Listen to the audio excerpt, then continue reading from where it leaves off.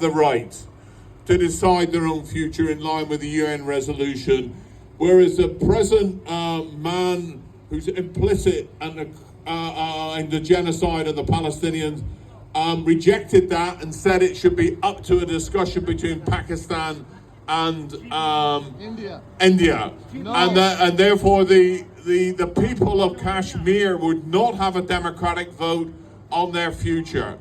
And what we also have to say, there are great similarities between Palestine. There is sexual violence, there is killings, there's repression. There's actually an attempt to engage in a resettlement of Kashmir by bringing supporters of the RSS, Hindu settlers into Kashmir to take over the land. That is very similar to the neo-fascists who are actually in control of the Zionist government, talk about recolonizing the Gaza Strip and the West Bank. And I don't know, people, you don't have to listen to myself as an active socialist, but you can watch the BBC. The BBC had a vivid program about the settlers, and they were asked, what right have you got to drive these Palestinian farmers off their land? And they say in a great mystical statement, this is Judea, this is our land, and we can do anything we like.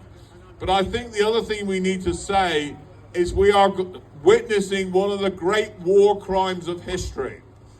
The 8-week banning of food supplies to the Gaza Strip is one of the great war crimes of history. Hundreds of children are starving to death. There is misery all over that territory.